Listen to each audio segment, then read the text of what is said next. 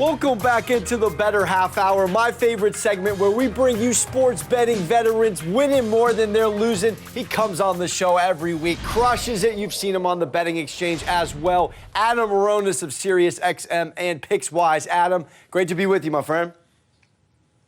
Great to be here, man. An exciting time. Crunch time in the NBA. Playoffs almost here. Time to make that money.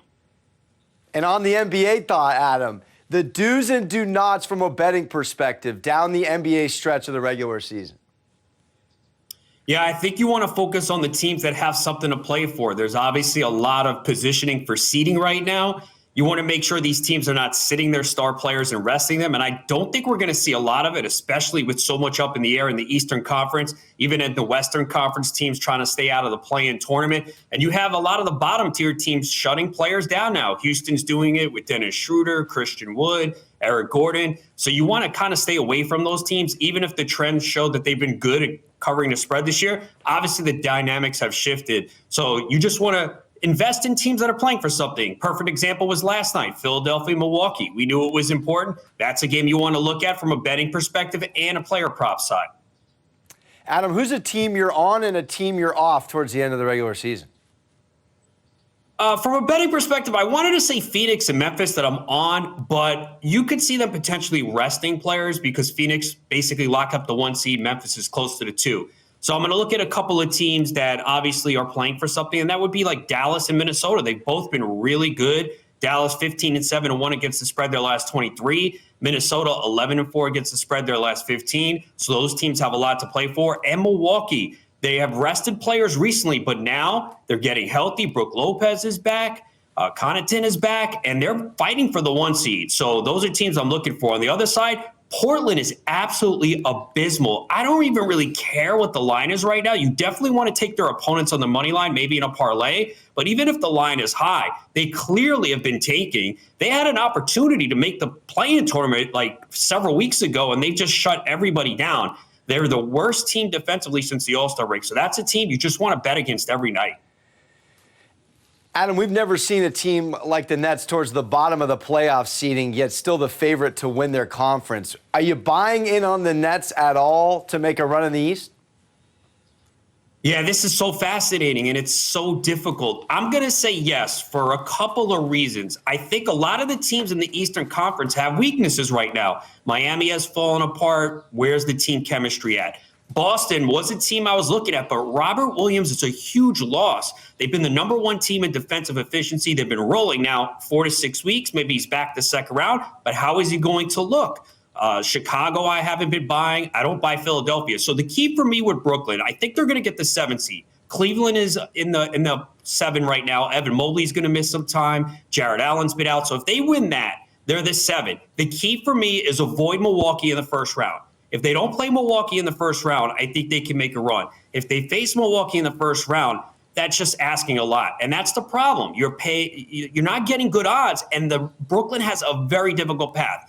But Kevin Durant and Kyrie Irving together, maybe they get Ben Simmons back. I like Curry. Drummond's played well. They have the ability. It's just going to be a tough road, but I do think they have a chance just because a lot of the teams at the top of the East have issues right now.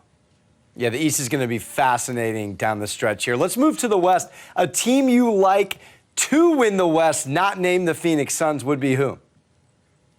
That's the key there, not the Suns, right? Because everyone's going to pick them. I'm going to say Memphis. This team is 18-2 without Ja Morant. They've been unbelievable. They have a good core, and they're playing great right now. Top 6 in offensive efficiency, top 6 in defensive efficiency. Golden State is the wild card, right? They need Steph Curry healthy, 3-9 without him. If he's not healthy, they have no chance. They actually need him and Draymond Green. We saw the defense was not as good without Draymond Green. So they're the wild card right now, but it's hard to bet on them. But it's got to be Memphis. I mean, this team has been unbelievable this year, and they obviously need Ja Morant back. I'm thinking that they're being cautious here because they pretty much have the 2 seed locked up, but Memphis has just been unbelievable this year, so they would be the team that I take.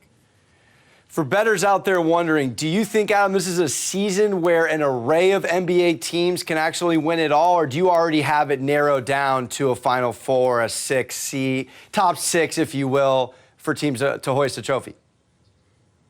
Yeah, I'd say there's probably between 3 and 5 teams, and we don't really say that many years. You know, we talked about the Eastern Conference and how it's kind of wide open. I see Milwaukee and Brooklyn having shots. I don't know about anyone else there. I know people will pick Philadelphia. I'm not buying them. Obviously, you love Phoenix in the West. Memphis, I don't know if they can win the title, but I got to give them a little hope. And Golden State, obviously, if everyone is healthy with Curry, they need Curry on the court. So I do think there are a few teams that could win it. But if you're asking me for one, I got to go with Phoenix. And people still doubt this team, but they did it all last year. And I had doubts last year because they did benefit from injuries in the Western Conference, but they've done it the entire season. Chris Paul just recently came back. They just steamroll over teams. They have everything you want. They just need to stay healthy. Chris Paul needs to stay healthy in the postseason. They're going to be tough to beat.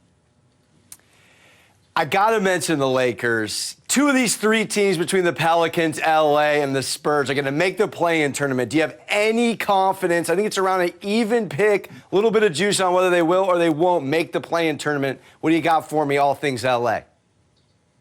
I don't see how you could have confidence in this team. All season long, people are like, well, they have LeBron James and Anthony Davis. Now, LeBron is listed as doubtful for Thursday. Anthony Davis could be back this weekend. But have you seen their schedule? It's absolutely brutal. The only game they're going to be favored in is the Thunder. Meanwhile, the Spurs, who didn't even want to get in the play-in tournament, they were sitting DeJounte Murray a couple times over the last few weeks. They didn't want to get in. Keldon Johnson's been sitting out. Now, all of a sudden, they have life. They have 2 games against Portland. I don't see how they lose those games. So I don't see how you can bet on the Lakers right now. LeBron James got to be healthy, and for him to not be out there, I think this has to be a concern because he wants to win the scoring title as well. So I don't see how you can bet the Lakers with confidence right now.